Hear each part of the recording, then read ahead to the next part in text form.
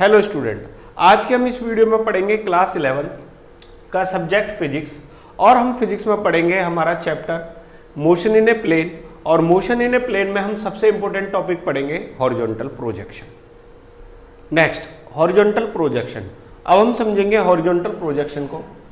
Horizontal projection क्या होता है? जब हम किसी हाइट पे चढ़ के कोई भी ऑब्जेक्ट को हम थ्रो करते हैं इन हॉरिजॉन्टल डायरेक्शन, उसे हम क्या बोलते हैं? Horizontal projection. Definition: projectile is the name given to a body thrown with the some initial velocity at the same angle with the horizontal direction. Means कोई भी ऑब्जेक्ट को जब हम हॉरिजॉन्टल डायरेक्शन में थ्रो करते हैं तो उसे हम क्या बोलते हैं? Horizontal projection.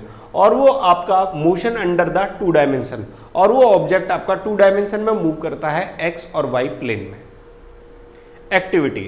अब हम इस हॉरिजॉन्टल प्रोजेक्शन को जानेंगे एक्टिविटी से। उसके लिए हमने बुलाया भोलू को।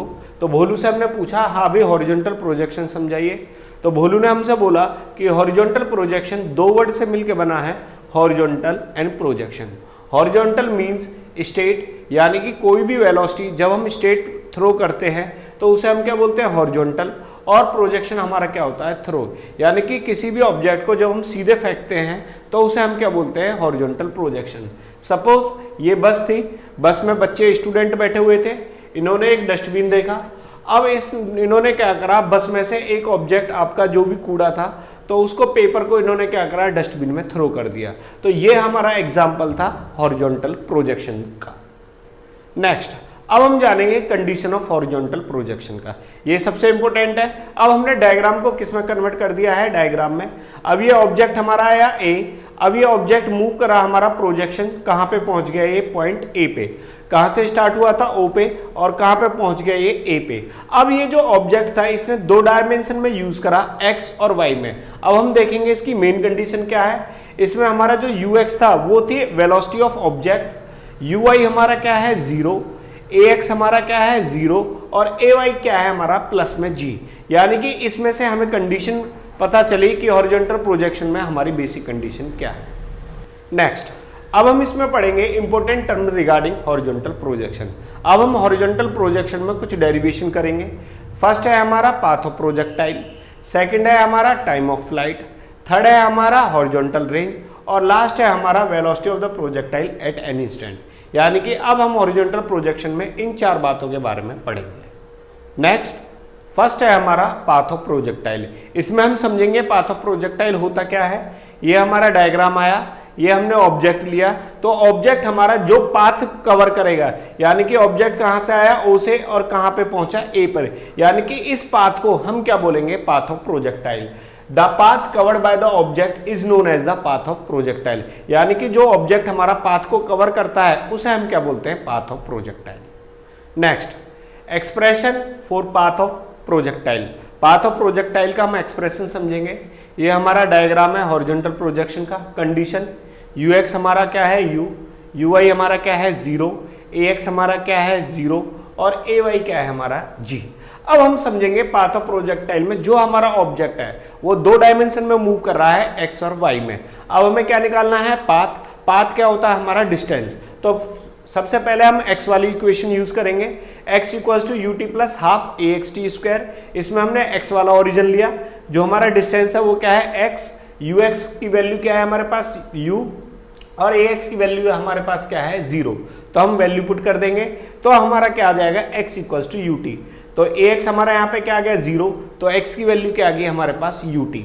अब यहाँ से हम t की वैल्यू निकालेंगे, तो t की वैल्यू क्या आ जाएगी हमारे पास? x bye u। अब हमने क्या यूज करा है? x equation. अब हमारा जो कि ऑब्जेक्ट है वो y में भी है, तो हम करेंगे y वाली equation, y equals to u y t plus में half a y T.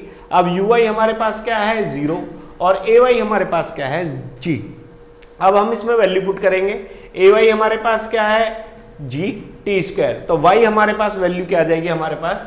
Ji t square. Y की वैल्यू हमारे पास क्या आ जाएगी? हाफ जी टी स्क्वायर, और टी की वैल्यू हमारे पास क्या है? X by you.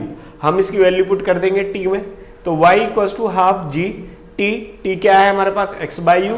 तो हम वैल्यू पुट कर देंगे तो हमारे पास क्या आएगा? Y equals to g upon में 2u एक्स स्क्वायर। यानी कि अब इस पूरे टर्म को हम क्या मान लेंगे? के। तो ये हमारे पास क्या आ जाएगा? Y equals to k x square. Ji upon में यू स्क्वायर को हमने क्या मान लिया, के इक्वल्स टू कॉन्स्टेंट। अब ये इक्वेशन हमारी किसकी है, पैराबोलिक पाथ की। यानी कि हम कह सकते हैं कि ये जो एक्सप्रेशन है ये क्या है, हमारा पैराबोलिक पाथ। यानी कि हॉरिजॉन्टल प्रोजेक्शन में जो भी ऑब्जेक्ट होगा वो किस तरह से मूव करेगा, पैराबोलिक पाथ में। नेक्स्ट है हमारा टाइम ऑफ फ्लाइट। ये हमारा डायग्राम है, ये हमारे पास ऑब्जेक्ट आया। टाइम ऑफ फ्लाइट का मतलब होता है टाइम, फ्लाइट का मतलब जो ऑब्जेक्ट हवा में रहता है। यानी कि ये ऑब्जेक्ट हमारा कितने समय में हवा में रहा, यानी कि एयर में रहा, उस टाइम को हम क्या बोलते हैं, टाइम ऑफ फ्लाइट।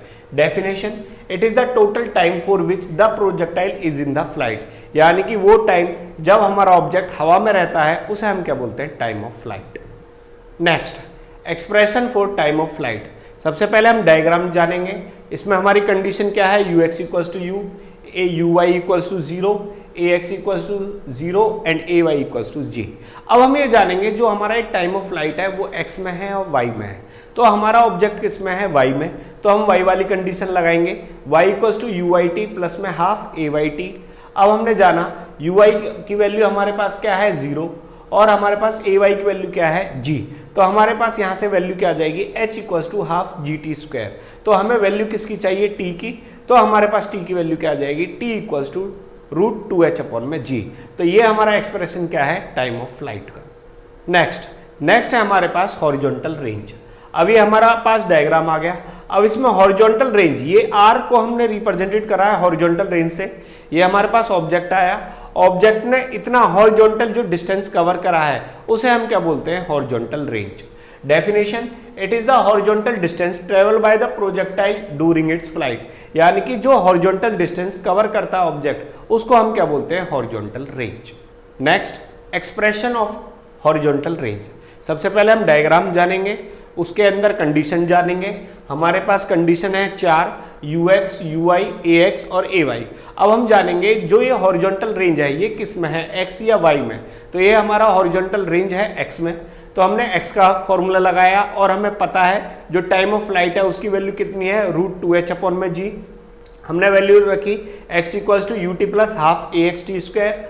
ax हमारे पास क्या है यहाँ पे 0, तो हम वैल्यू पुट कर देंगे r। x की जगह हमने क्या रखा, r, और ux की जगह हमने क्या रखा, u, और t की जगह हमने क्या रखा, रूट 2h अपॉन में g।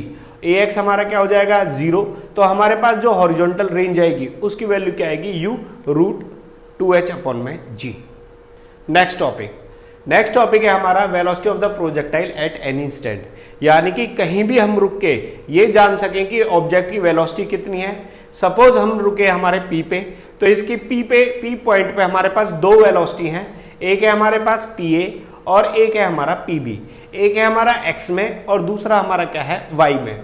तो हमारा हॉरिजॉन्टल वेलोसिटी vx है हमारा u और vy हमारा क्या आएगा, रिप्रेजेंटेड बाय द pb। यानी कि हमारा हॉरिजॉन्टल वेलोसिटी दो होंगे, एक होगा हमारा pa और दूसरा क्या होगा, pb। Next, expression of velocity of the projectile at any instant. हमारे पास हॉरिजॉन्टल डायरेक्शन का डायग्राम और हमारे पास कंडीशन है 4, ux equals to u, uy equals to 0, ax equals to 0 और ay इक्वल्स टू g। अब हम जानेंगे वेलोसिटी। पहले हम डालेंगे x वाली condition, vx equals to ux plus में axt। ax हमारे पास क्या है, 0, तो हमारे पास vx की वैल्यू क्या आ जाएगी, u। सेकेंड हम कंडीशन डालेंगे y वाली, तो y में हमारी vy इक्वल्स टू 0 प्लस में gt, तो vy हमारे पास क्या आ जाएगा, gt। अब ये हमारे पास दो वेक्टर फॉर्म आया, तो वेक्टर को हम सॉल्व करने के लिए जानते हैं हम कौन सा लगाते हैं, ट्रायंगल ऑफ वेक्टर एडिशन। तो हमने यहाँ पे रूल लगाया v equals to root a square plus b square plus 2ab cos theta. Cos 90 होने की वजह से वो 0 हो जाता है, तो v हमारा क्या आएगा, root v x square plus में vy। vx की वैल्यू क्या है हमारे पास, u, और vy की वैल्यू हमारे पास क्या है, gt। तो हम इसकी वैल्यू पुट कर देंगे, ये हमारा क्या आएगा, net velocity of the particle. Next हम करेंगे horizontal projection, path of projectile. Path of projectile है हमारे पास y equals to k x square. Time of flight है हमारे पास t equals to root 2h upon में g। हमारे पास हॉरिजॉन्टल रेंज r की वैल्यू है r equals to u root 2h upon में g।